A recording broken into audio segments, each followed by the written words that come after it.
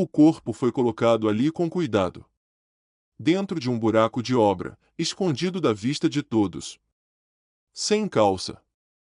Sem sapatos. Mas com o celular ainda no bolso. Na jaqueta, havia dinheiro vivo.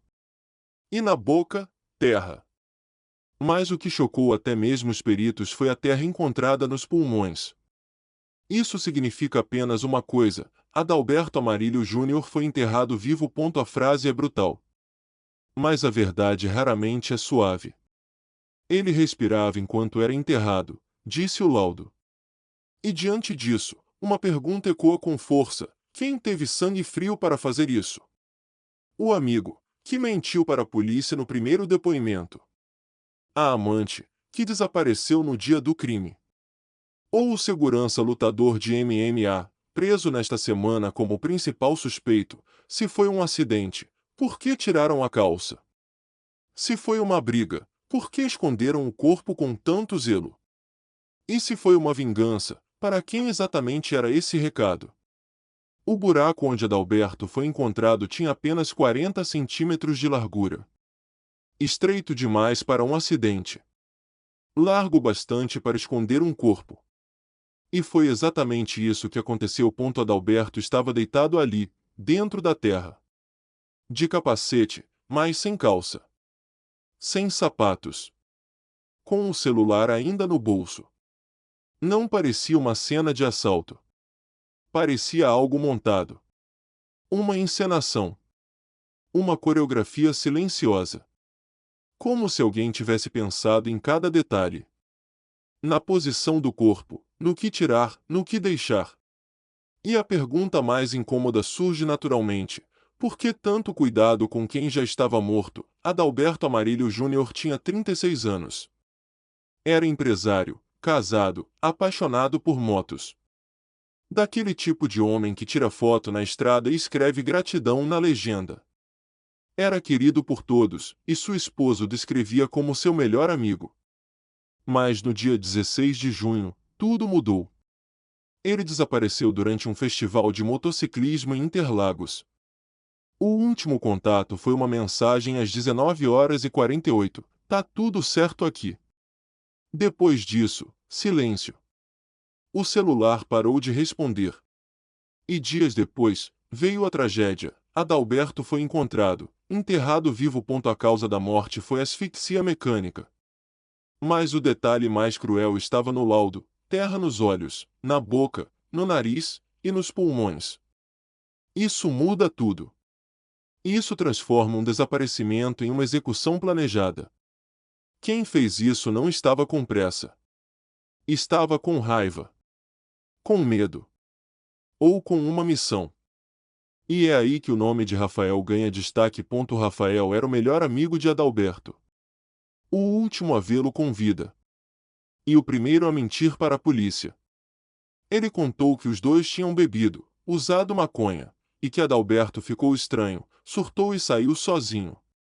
Mas o exame toxicológico revelou que não havia absolutamente nada no sangue da vítima.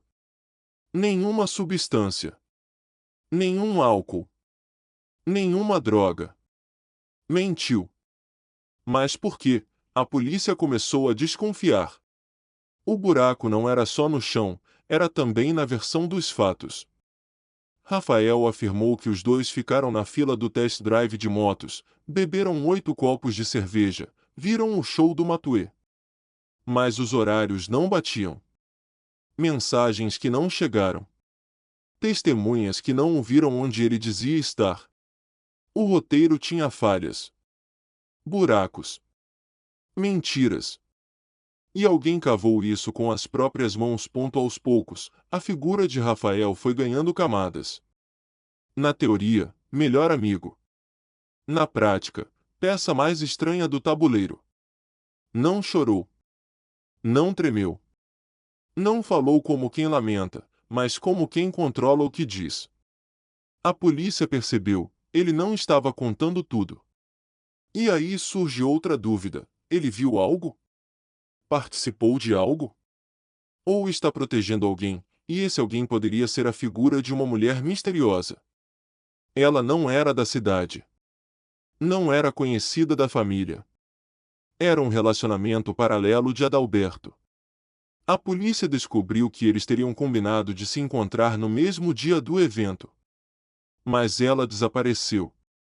Diz que não foi. Não entrega o celular. Não diz onde estava. O silêncio dela também virou suspeita. Alguém descobriu esse relacionamento? Houve ciúmes? Raiva? A amante virou alvo ou foi usada como peça no plano? Agora, 3 hipóteses se desenham. A primeira, morte acidental durante uma briga. Talvez com um segurança. Um golpe que deu errado. O pânico. A tentativa de esconder o corpo. Mas por que tirar a calça? Por que deixar a carteira e o celular? A segunda hipótese, envolvimento direto do amigo Rafael. Não necessariamente como autor, mas como cúmplice ou como alguém que encobriu o que sabia. A terceira hipótese, assassinato premeditado. Planejado com calma.